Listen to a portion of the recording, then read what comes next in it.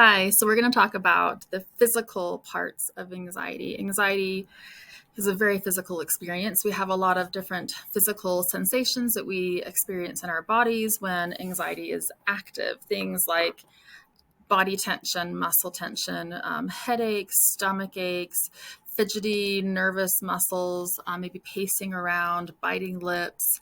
Some people also have diarrhea or have to feel like they have to pee a lot. So it's a very, very physical experience. And we're going to talk about why that is and how we can use our physical bodies to kind of help manage our anxiety, which is a cool thing that we can do. So if we look at, I'm going to draw a really simple gingerbread man here. Ta-da! And we have the brain up here, and we have the downstairs brain here, and then our brain stem. And then we also have this really long nerve called the vagus nerve. And the vagus nerve is the longest cranial nerve in the body.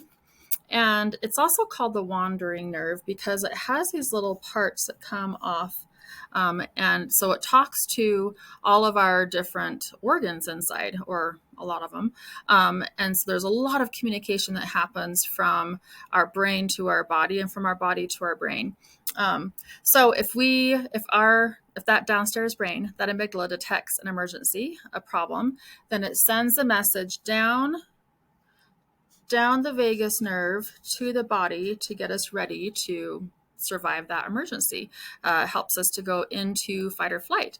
Because if you think about it, if I'm relaxing on my favorite hammock in the woods and just chilling and so relaxed and calm, and then a grizzly bear comes up, with my calm, relaxed body, if it stays that way, I won't be able to fight it off very well. I'll just be like, leave me alone.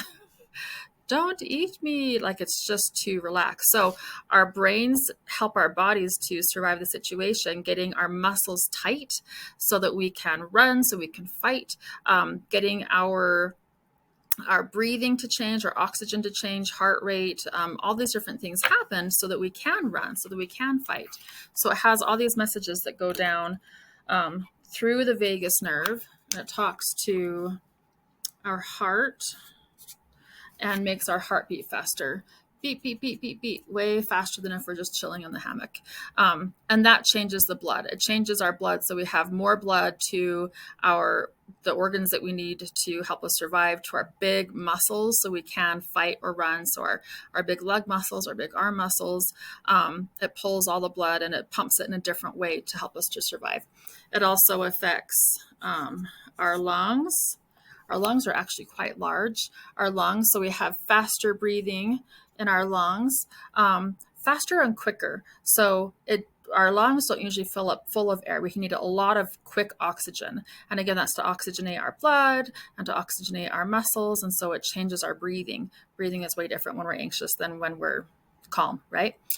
And then it just affects a whole bunch of organs in different ways. But we're gonna just pause there. Well, actually, no, we're gonna do one more. So our stomach aches. This is super cool information. If I'm laying on my hammock and a grizzly bear comes up, do I need to finish digesting the hot dog I had on the campfire? Not really, right? Like, that is not important in this grizzly bear moment. We can put that on the side and we can finish digesting our food later. So it also will stop digestion. So if I have my little stomach here, and intestines, it'll stop the digestive processes because that is not essential. We don't have to be doing that when there's a grizzly bear that we have to be surviving from. So we get stomach aches and our stomachs feel really weird and funky. So all these physical changes happen because our brain is talking to our body. And if we don't change those things, then our body keeps on talking to our brain. And there's a system that's going, we're in an emergency. And our body is all in the emergency state. And so the feedback goes, yeah, we're in an emergency. And it just keeps it going. But we can use our bodies to talk to our brains because a super cool thing is 80% of the nerve fibers that are on this vagus nerve are actually traveling up to the brain. So tons of information is going up to the brain. So we can use our body to talk to our brain really quickly. And there's a bunch of different ways for increasing, they call vagal tone, but two of the really big ways that we can use our body to talk to our brain is to do muscle relaxation. If you roll your muscles and stretch them, and if you squeeze them tight and then relax them, when we have soft, floppy, relaxed, loose muscles, we can't be in fight or flight because I have to have like tight muscles to punch or to run really fast away from something. So relaxing our muscles, this starts off a different part of our nervous system, and it sends a message to our brain that we're not in an emergency right now. Breathing is the second one. Vagal breathing is super powerful and super amazing. And here's why. When we have this little part of our body called the diaphragm. It's below. So if we have our lungs right here, our stomach right here, we have this diaphragm that's shaped like this.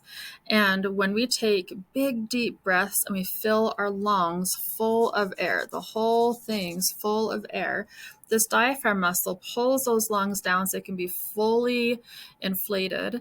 And when that muscle goes from being like this, curved, to being flat, right below it is the stomach. So this will be our little stomach. So it compresses the stomach, and that makes the stomach push out. And so when you take a big deep breath, you can tell your stomach is, it moves. If you put your hand on your stomach, it will move out like this. Well, it doesn't move just out to the front. It also moves out to the back, and that back will touch that vagus nerve and send a message back up through the body to the brain and start something called the relaxation response. We can relax. Our brain gets the message, this is a false alarm. There's actually not an emergency here. We're not in life or death danger, because we're taking those big, slow breaths, filling our lungs up. That curved diaphragm muscle goes like this, compresses so that our stomach goes out, that touches the vagus nerve, and then it sends that message back up to the brain so we can go into relaxation. That starts off the other part of our nervous system. We can also do that with gargling or humming, and there's a bunch of different things, but those are the big ones to slow your breathing down, slow deep breaths. Very often longer exhale is more calming than an equal exhale, but whatever kind of slow deep breathing you can do it. So practice that. You want to practice slow breathing, and you want to practice relaxing your muscles at times when you're not stressed. Just practice so that your brain gets used to this is an option we have. Because when you are stressed, remember that we don't have access to thinking. So if you're really stressed and anxious, you're not going to be able to remember, wait, what was that thing that Olivia taught me? How do I breathe? What's that? Like, you're not going to be thinking that. You're just thinking about, I can't handle this. So practicing your slow breathing, practicing muscle relaxation helps you so that you can use it when you need to use it. So practice it every day and start using it too when you're just a little bit stressed, a little bit anxious, and then also try using it when you are feeling pretty worried, pretty anxious. You'll calm your system down. That sends that message back to the brain that we're good here. We are actually safe. We can get through this. We have options. It's super helpful.